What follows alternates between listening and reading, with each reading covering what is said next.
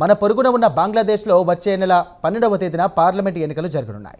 ఇక ఇప్పటి నుండే రాజకీయ పార్టీలు ప్రచారంలో బిజీగా గడుపుతున్నాయి. అయితే వచ్చే పార్లమెంట్ ఎన్నికల్లో జమాత్-ఏ-ఇస్లామీ పార్టీకి అవకాశాలు ఎక్కువగా కనిపిస్తున్నాయన్న టాక్ ప్రస్తుతం బంగ్లాదేశ్లో బలంగా వినిపిస్తోంది. ఒకవేళ జమాతే ఛాన్స్ లభిస్తే బంగ్లాదేశ్ చరిత్రలో మొట్టమొదటిసారి ఒక మతతత్వ పార్టీ అధికారంలోకి వచ్చినట్లు భావించాల్సి ఉంటుంది. అదే జరిగితే బంగ్లాదేశ్లో ఉన్న హిందువుల జీవితాలు ప్రమాదంలో పడ్డట్టే. ప్రస్తుతం పాకిస్తాన్లో ఉన్న పరిస్థితి బంగ్లాదేశ్లో పునరావృతమవుతోంది. ఇప్పటికే భారత ప్రభుత్వం ఇండియన్స్ అప్రమత్తత చేస్తోంది. దౌత్య సిబ్బందిని వెంటనే ఇండియాకు వచ్చేయాలని ఆదేశాలు జారీ చేసింది. తాజా బంగ్లాదేశ్ ఎన్నికలపై మరింత సమాచారం ఇప్పుడు తెలుసుకుందాం.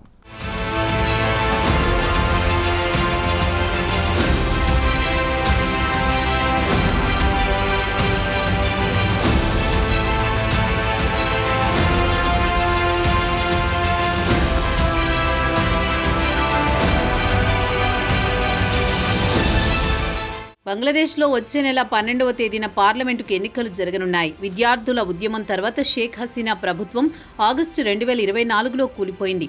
ఆమె ప్రస్తుతం ఇండియాలో తలదాచుకుంటున్నారు. తాత్కాలిక ప్రభుత్వ సారథిగా నోబెల్ శాంతి బహుమతి గ్రహీత మహమ్మద్ యూనుస్ ప్రభుత్వాన్ని నడుపుతున్నారు. ఇక ఎన్నికల్లో హసీనా పార్టీ అవామీ లీగ్ పాల్గొనకుండా ఆయన నిషేధించారు. దీంతో ఇక రంగంలో కేవలం 2 పార్టీలు ముఖాముఖి పోటీ పడుతున్నాయి. బంగ్లాదేశ్ నేషనలిస్టు పార్టీ లేదా BNP, Jamaat e Islami party, national citizen party NCP. కాగా విద్యార్థులు కలిసి 2024లో ఒక రాజకీయ పార్టీ ఏర్పాటు చేసుకున్నారు. జమాత్తో కలిసి విద్యార్థులు ఇతర చిన్నా చితికా ఇస్లామిక్ పార్టీలు బిఎన్పితో పోటీ పడనున్నాయి. కాగా ఇటీవల నిర్వహించిన ఒపీనియన్ పోల్స్లో బిఎన్పికి జమాత్కు దాదాపు చెరి సమానంగా ఓట్లు వచ్చాయని చెబుతున్నారు. గత నెలలో అమెరికాకు చెందిన ఇంటర్నేషనల్ రిపబ్లికన్ ఇన్స్టిట్యూట్ నిర్వహించిన సర్వేలో బిఎన్పికి 33%, జమాత్కు 29% ఓట్లు వచ్చే అవకాశం ఉందని తేల్చి చెప్పింది. గత వారం మరో పోల్ సర్వేలో బంగ్లాదేశ్కు చెందిన జార్గోన్ ఫౌండేషన్ నిర్వహించిన సర్వేలో బిఎన్పికి 34.7%, జమాత్కు 33.6% ఓట్లు వచ్చే అవకాశాలున్నాయని వెల్లడించింది. జమాత్ నేతృత్వంలో సంకీర్ణ ప్రభుత్వం ఏర్పాటు చేసే అవకాశాలు ఉన్నాయన్న టాక్ బలంగా వినిపిస్తోంది. దీనికి కారణం కూడా లేకపోలేదు. షేక్ హసీనా 15 ఏళ్ల పాలనలో జమాత్ పార్టీని నిషేధించారు. జమాత్కు చెందిన అగ్రనాయకత్వాన్ని జైల్లో వేయడమో లేదా ఉరికంబం ఎక్కించడమో జరిగిపోయింది. అలాగే జమాత్కు చెందిన వేలాది మంది సభ్యులు అదృశ్యం కావడమో లేదా పోలీసు కస్టడీలో వారిని చంపడమో జరిగింది. కాగా 2024లో విద్యార్థుల ఉద్యమం సమయంలో షేక్ హసీనా విద్యార్థుల ఉద్యమాన్ని దారుణంగా అణచివేశారు. సుమారు 1400 మందిని చంపారని హసీనాపై ఆరోపణలు వెల్లువెత్తుతున్నాయి. ప్రస్తుతం ఇండియాలో ఉన్న షేక్ హసీనాను తమకు అప్పగించాలని యూనుస్ ప్రభుత్వం న్యూఢిల్లీని కోరడం, న్యూఢిల్లీ నిరాకరించడం జరిగిపోయాయి. హసీనాకు ఇంటర్నేషనల్ క్రైమ్ ట్రైబ్యునల్ గత నవంబర్లో ఉరిశిక్ష విధించింది. ఇక షేక్ హసీనా ఇండియాకు పారిపోయిన తర్వాత యూనుస్ జైళ్లలో మగ్గుతున్న జమాత్ ముస్లిం మత ఛాందసవాదులను విడుదల చేయాలని ఆదేశించారు. అప్పటి నుంచి దేశంలో ఇస్లామిస్టు పార్టీకి ప్రజల్లో ప్రజాదరణ పెరుగుతూ వస్తోంది. హసీనా ప్రభుత్వంలో తమ నాయకులు కొన్ని సంవత్సరాల పాటు తీవ్ర ఇబ్బందులు పడ్డారు.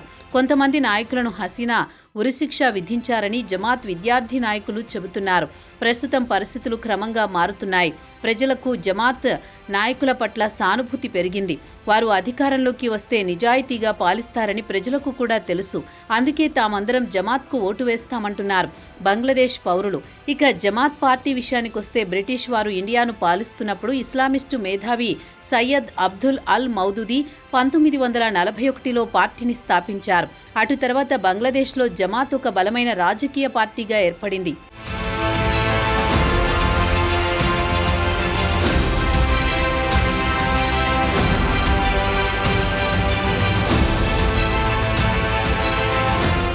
అయితే జమాత్ పార్టీ పాకిస్తాన్ నుంచి బంగ్లాదేశ్ విడిపోవడాన్ని తీవ్రంగా వ్యతిరేకించింది. పాకిస్తాన్తో విడిపోతే ముస్లిం రాజకీయ పార్టీ బలహీనపడుతుందనే వాదన తెరపైకి తెచ్చారు. 1971లో జమాత్ పాకిస్తాన్కు అనుకూలంగా ఒక పార్లమెంటరీ గ్రూపును ఏర్పాటు చేసుకుంది. బంగ్లాదేశ్ స్వాతంత్ర్యం కోసం డిమాండు చేసిన వేలాది మందిని దారుణంగా చంపింది. పాకిస్తాన్ నుంచి బంగ్లాదేశ్కు స్వాతంత్ర్యం లభించిన వెంటనే హసీనా తండ్రి షేక్ ముజిబుర్ రెహమాన్ బంగ్లాదేశ్లో ప్రభుత్వం ఏర్పాటు చేశారు. 1972లో జమాత్ను రద్దు చేశారు. అయితే బంగ్లాదేశ్ నేషనలిస్టు పార్టీ వ్యవస్థాపకుడు జియా ఉర్ రెహమాన్ బంగ్లాదేశ్ ప్రెసిడెంట్గా బాధ్యతలు స్వీకరించిన తర్వాత 1979లో జమాత్పై నిషేధం ఎత్తివేశారు. అటు తర్వాత 2 దశాబ్దాల పాటు బంగ్లాదేశ్లో జమాత్ బలమైన రాజకీయ శక్తిగా ఎదిగింది. 1991లో బీఎన్పీ నేతృత్వంలో సంకీర్ణ ప్రభుత్వానికి మద్దతు తెలిపింది. రెహమాన్ భార్య ఖలీదా జియా మొట్టమొదటిసారి దేశానికి ప్రధాని అయ్యారు. 2001లో ఖలీదా జమాత్కు చెందిన ఇద్దరికీ తన మంత్రివర్గంలో స్థానం కల్పించారు.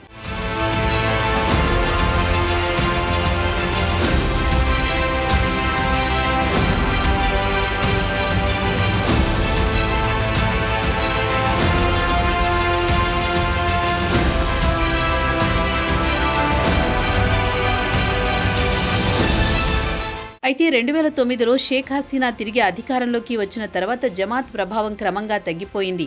యుద్ధ నేరాలకు పాల్పడ్డారని ఆమె ఇంటర్నేషనల్ క్రైమ్స్ ట్రైబ్యునల్ ఏర్పాటు చేసి పలువురు జమాత్ నాయకులు మోతూర్ రెహమాన్ నిజామీ, అలీ ఎషాన్ మహ్మద్ ముజాహిద్ను ఉరికంభం ఎక్కించారు. హసీనా 15 సంవత్సరాల పాలనలో జమాత్ అడ్రస్ లేకుండా పోయింది.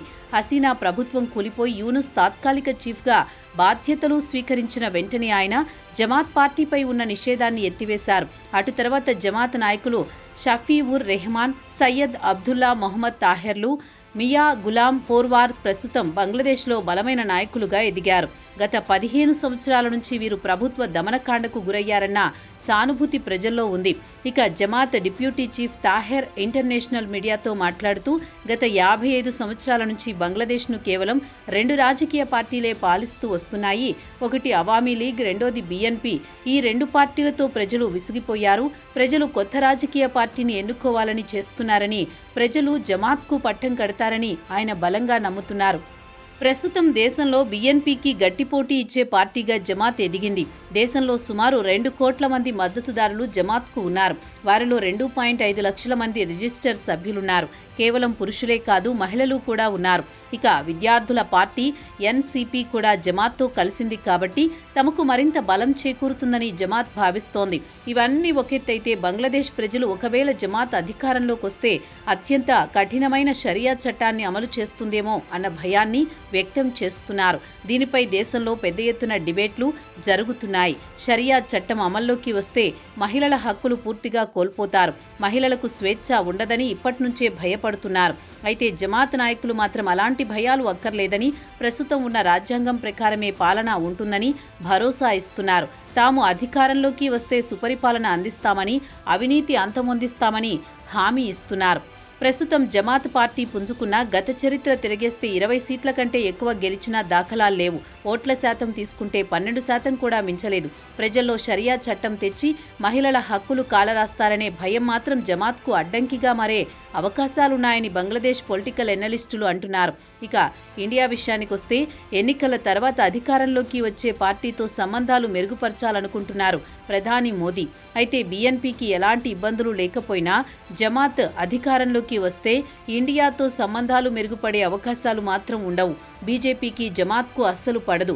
ఇరు పార్టీ సిద్ధాంతాలు పరస్పరం విరుద్ధం కాబట్టి జమాత్ అధికారంలోకి వస్తే ఇండియాతో సంబంధాలకు అవకాశం ఉండదు. పాకిస్తాన్తో సంబంధాలకే ఎక్కువ మొగ్గు చూపుతుంది. మరి బంగ్లాదేశ్ జమాత్ అధికారంలోకి వస్తుందా రాదా అనే సస్పెన్స్కు తెరపడాలంటే మరో 3 వారాలు ఆగాల్సిందే. అప్పటికి గాను క్లారిటీ రాదు.